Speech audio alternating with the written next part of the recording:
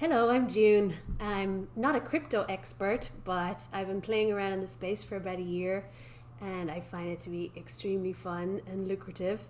So I thought I'd show you one of my favorite projects that I use for getting some yield from my Bitcoin. So I'm going to start at the end where we want to go and then work kind of backwards from there. So this is the DeFi chain, and that's where we're going to do some liquidity mining to get some yield on BTC. Okay, so this is eventually where we want to go to see which of these liquidity pools we want to provide liquidity to. This is the one that I'm going to show you. See, it's got 126. This varies a little bit, but it seems to always be around 127% APY. And there's other options here, but I'm just going to focus on BTC for this video. Alright, so this is actually an app that you have to install and run on your computer. I'm using Ubuntu, so it might look a little bit different for Mac or Windows, but installing it is pretty standard. It's all, in the instructions. That's one of the easiest parts of all of this. I guess the hardest part, so I've put in a few step-by-step instructions. So I think the hardest part is setting up your account at CakeDeFi.com, and we're going to need to do that because this is the only way right now you can get your Bitcoin from regular Bitcoin into your DeFiChain app. And that's because DeFiChain is actually its own blockchain, and the Bitcoin that we're going to send over there is wrapped. This is actually a fairly good explanation.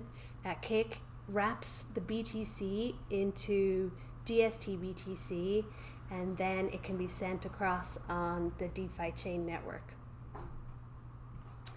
Okay, so steps. All right, first set up an account on Cake DeFi. You're going to need to do KYC, I'm pretty sure, to do the withdrawal. So that's a bit of a pain in the butt. So that could take a little while because they need your driver's license and all that jazz. But while you're signing up, please use my referral code that I'm going to link to in the bottom of the video. If you use my referral code, you'll get $30 free in DFI rather than the standard 20, and I'll also get 10 too. But that is going to be locked up in their freezer. It's going to be staked and you can't get it out for a while.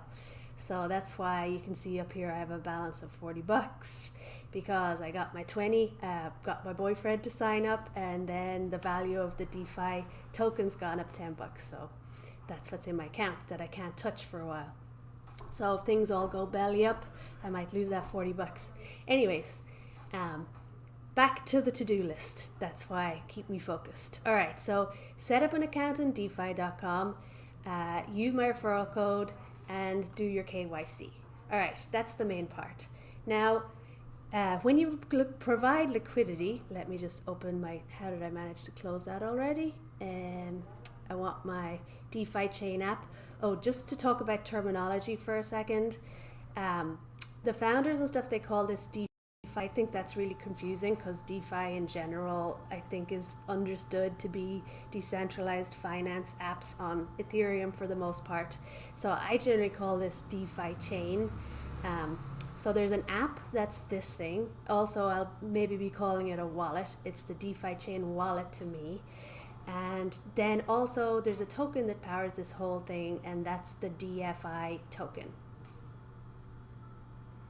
Okay, so to provide liquidity, what that means is, well, this is actually a DEX. A DEX is a decentralized exchange. An exchange is a pretty standard thing, like a foreign exchange, but in the world of DeFi, a DEX is a decentralized exchange. Centralized exchange would be CEX, and we have a lot of those, like Coinbase.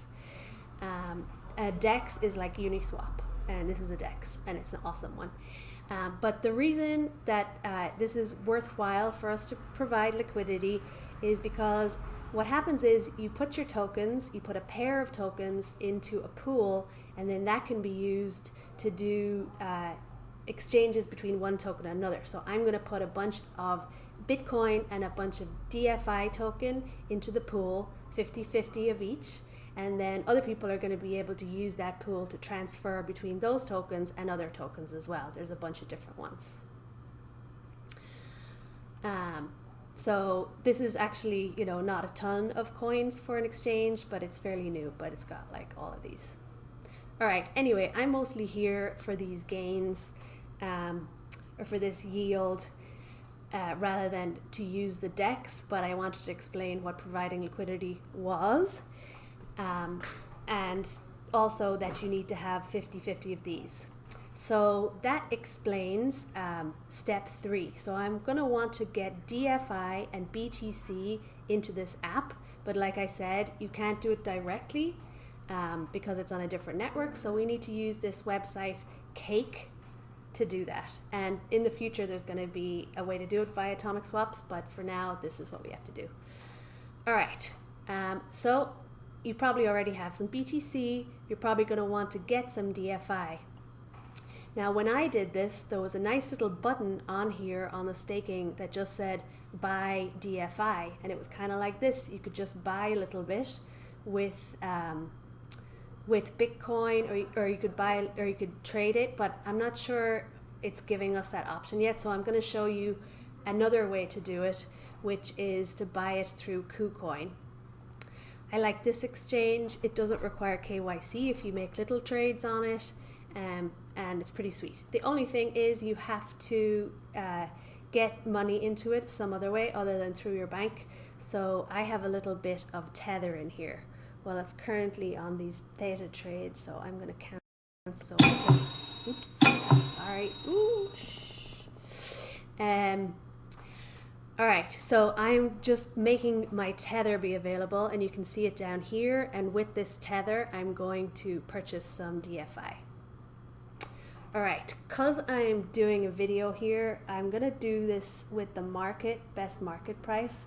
But usually I would set some limits. I'm actually going to show you how to do that, I suppose.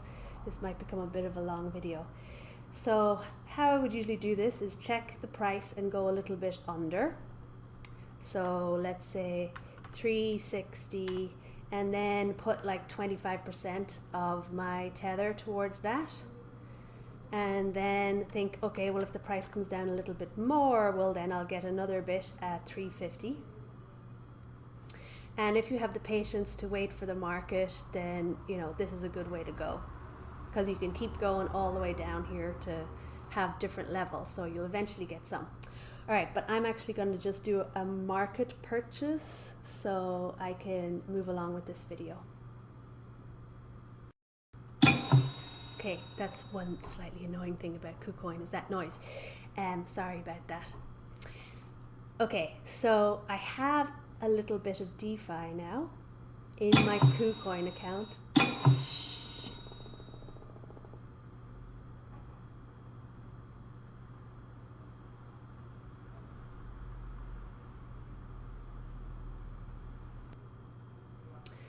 Okay, so I have a little bit of DeFi in my Kucoin account now, and I'm going to transfer it over to Cake. What I was trying to say earlier was that this might not be a requirement because you might be able to just buy your DeFi directly on Cake, and that was how I did it when I was setting this up. But I'm just showing you this in case that's not an option, and the last time I checked it was an option. All right, so here's my DeFi. I'm going to transfer it over to, I guess I have to transfer it into my main account before I can take it out of Kucoin.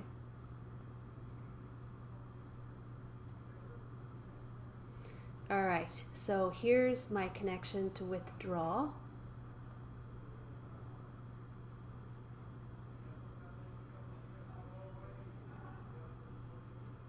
Oops, I just did transfer instead.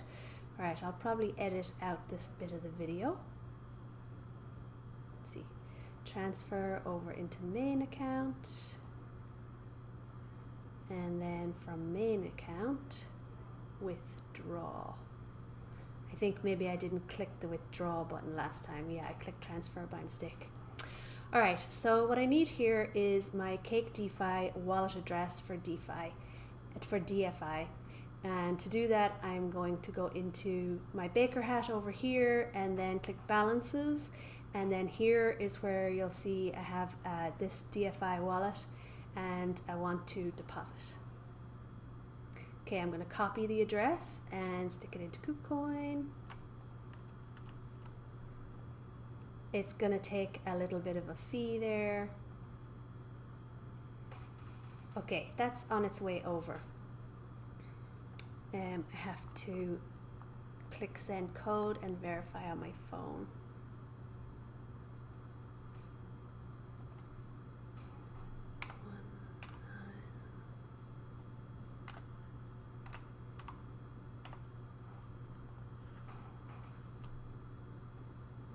Oh, don't. Yeah, this gets me every time. First, put my trading password in. I was wondering why there were stars in there.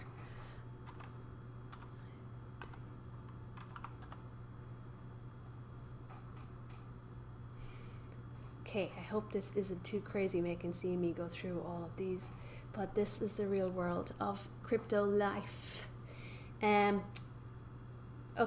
so just to let you know, the reason why I'm sending the DFI over to my Cake account is because I'm going to need a tiny bit of DFI to withdraw my Bitcoin to my DeFiChain app. Tiny, like one, but I didn't have it though. All right, so let's see if we can get around it, because then that would alleviate one step for you, and I've grayed out already these things that you might be able to get away without doing. Okay, so hopefully you've got your account set up, and I've just done the transfer of DFI, but you might not need to do that part. So next I'm going to transfer my BTC to Cake, and I have my BTC sitting here. I bought a little bit of it. It's going up nicely, that I'm going to transfer out of Coinbase Pro. I use Coinbase Pro for most of my trading, mainly because it's free to put money in there from bank account. The fees are fairly low if you make more than 10k trades per month, and the fees are some of the lowest to withdraw to various places. So Binance pretty much has all of the really sweet, more cool coins than Coinbase Pro has, and the trading fee is really low, but it's really expensive to get your cryptos out and move them around, which is I like messing around and playing with the things. Okay, now what was I doing? All right, I need my BTC address here. Now you're definitely going to need to do this step, because there's currently no other way to get BTC into the DeFiChain app. So I'm going to transfer the crypto address. I'm going to paste in my Cake address, put all my coinage in there, withdraw, put this code in from my phone.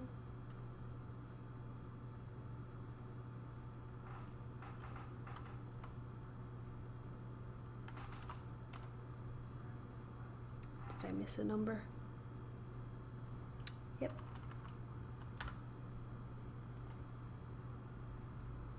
Oops. This is what happens when you do these things while you're trying to make a video at the same time.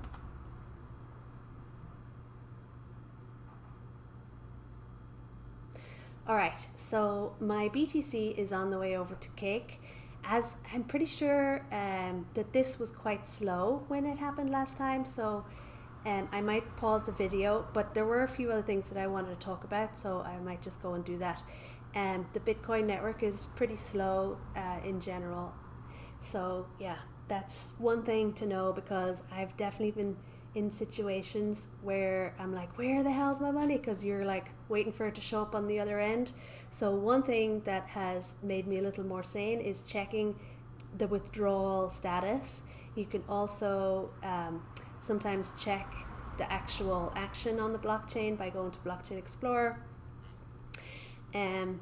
But yeah, so just know which ones are slow, and this is a slow one. All right. So yeah, I did want to mention some advantages of using this particular liquidity, providing liquidity here versus other places, and for getting yield on your Bitcoin, and also some of the risks. All right, so I'm sort of picturing my brother as the intended audience for this, and he pretty much started buying crypto, I think maybe about 2 months ago, and he's been dabbling around on the centralized exchanges. So I think that this is kind of a nice next step, Anyways, so just to explain real quick what the difference is between custodial and non-custodial. So that means pretty much if something is custodial, you don't have access to your private keys. If it's non-custodial, you have your private keys yourself. And you pretty much know if something's non-custodial if you have your seed phrase, which is usually 12 or 24 words. What that means is that you're in complete control of your crypto. If you're on an exchange like Coinbase, that's custodial, and technically they own your private keys, so technically they own your crypto, and I'm sure they're very trustworthy and everything, but the whole point of crypto is that you can be your own bank, and you don't need to have someone messing in the middle to do your own financial transactions. So at some point most people get a non-custodial wallet, and then they withdraw their, especially Bitcoin, if you're hodling for the long term, withdraw from the centralized exchange like Coinbase onto a wallet. I use Exodus and I really love it. But this wallet, which is the DeFiChain wallet, is non-custodial. You have your own keys. The DEX is decentralized. And also, so yeah, if you're new to this, you'll find that using a lot of DeFi products, especially in the current moment, because they're mostly built on Ethereum, the fees have been absolutely just murder. So it's actually St. Patrick's Day, and I'm making a crypto video instead of drinking. So yeah, that's telling you something. Anyhow, March 17th, 2021, I think it's some of the highest gas fees that we're experiencing for Ethereum right now, but it's because in the near future we're expecting a few improvements that are going to make it easier to use again. But for now, this is a really nice option because the fees are so incredibly low to do this stuff that I'm showing you right now, and that is unusual with the current state of DeFi, March 17, 2021. So yeah, probably not for a whole lot longer. All right, so yeah, you're probably saying like, this is crazy money for Jam, and so I'm going to explain what the risks are, and you have to be aware of this, that you should not gamble, you should not do this with any money that you can't afford to lose. So your mortgage payment, don't do that. All right, so one thing is the DeFi price. So since we're supplying tokens at a 50% ratio into the liquidity pool, that means half the tokens are going to be DeFi. So we're hoping that price doesn't plummet. One of the first things I do when I get up is I click on this little tab over here, and I look and see what the DeFi token price is doing. So I've been using this for a couple of months now, and the price of this token is very stable in comparison to everything else that's going on. So I do feel good about it, but you should know that you've got half of the money in this. So yeah, that's not the same as having it all in Bitcoin. Okay, risk number 1. Risk number 2, impermanent loss whenever you provide liquidity is always an issue. And what that means is pretty much if one of the tokens tanks, goes down crazy in value, it can start eating away at the other one. So you could end up pretty screwed, and then losing all of the money you would have made on fees, and then also losing more than you would have if you just hodled. And by hodl I mean hold. That's just when you keep your tokens and you don't use them to provide liquidity. This is a very complicated topic, so if you want to delve into it more, ask me in the comments and I'll send you some links, because really this is, other people are going to explain it better. All right. The other thing is that we're using the DeFiChain network to do this. To do this liquidity provision. And the DeFiChain network is not the Bitcoin network. It is the DeFiChain network. It's its own blockchain. It's built on Bitcoin, and that means that it's forked from Bitcoin. And you can see the code if you want to.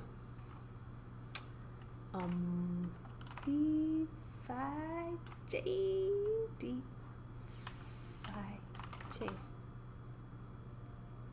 Didn't get lucky. All right, let me just.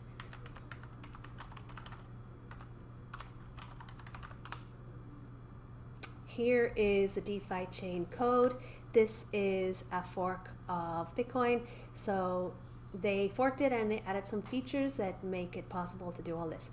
But you know, it's pretty solid because it is pretty much the same technology as Bitcoin or added upon it.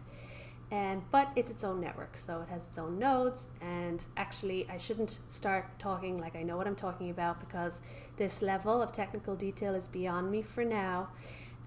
But you should know that it's its own network. The Bitcoin that you're using to do this, to provide this liquidity, is wrapped Bitcoin. It's not Bitcoin proper. And yeah, those are the risks. If you want to get this, you gotta take some risk. Okay, I'm going to check my Cake DeFi wallet and see if I have any action in here.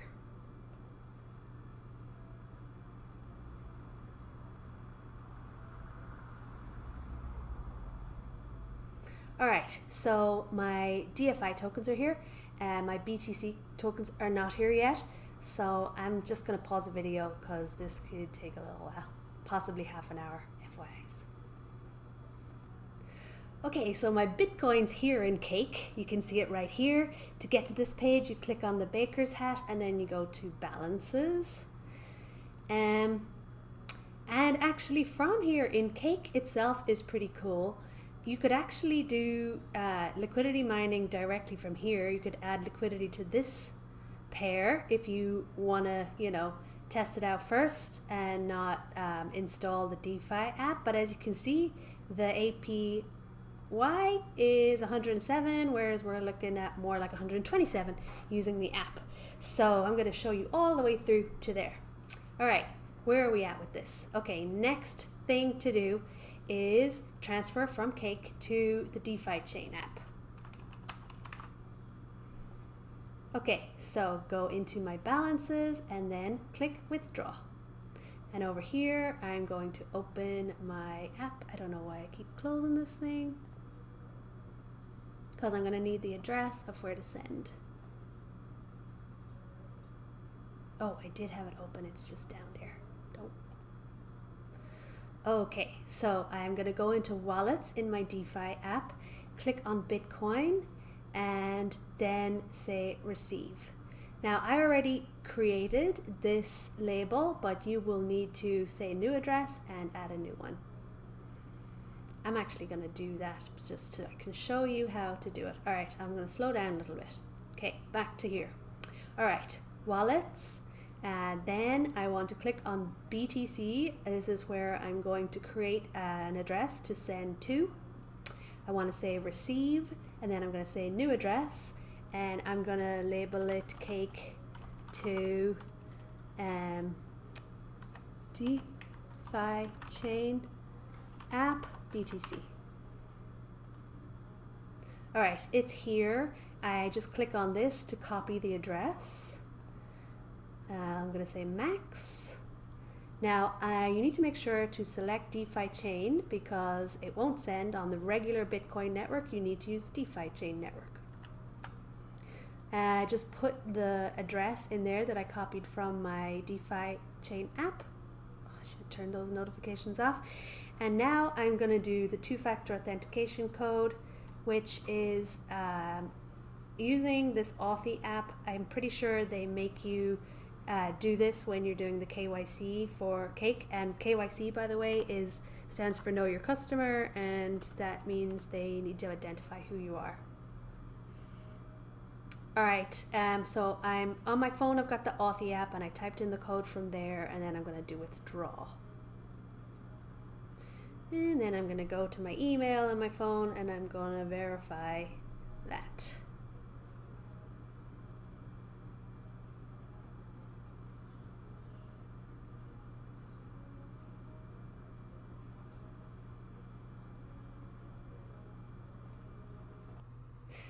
Okay, so I confirmed the withdrawal in my email, and now you can see that my Bitcoin balance here is 0, and in the transactions I should be able to see that I withdrew my Bitcoin here. Look at this teeny tiny little fee. It's unusual to see fees as low as this. What are we at? 60,000-ish? Optimistically minuscule.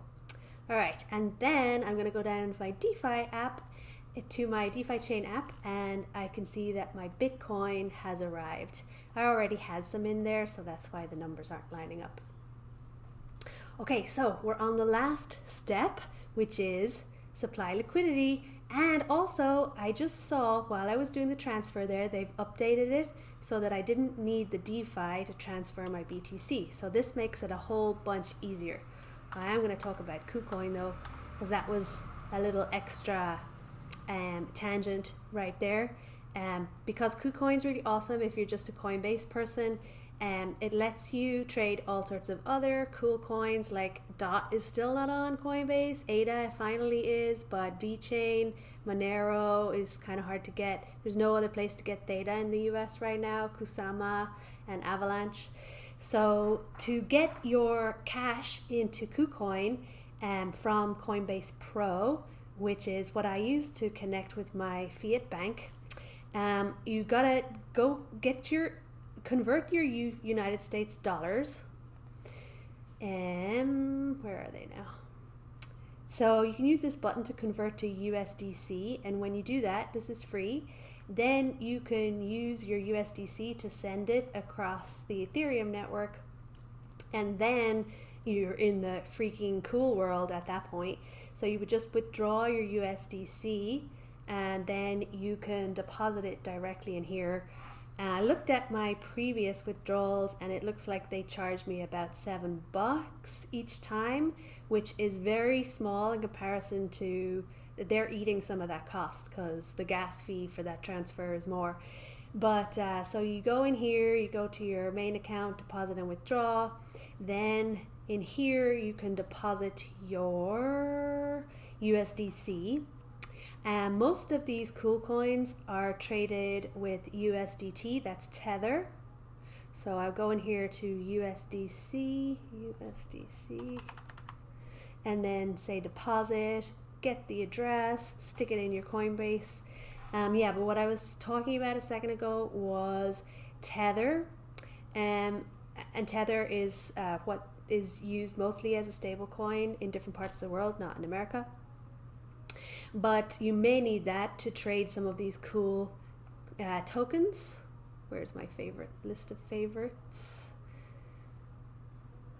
So then in that case, say you wanted to buy some DOT, you would first need to buy USDT with your USDC, which is cheap. I've done that recently. And then you can buy your DOT.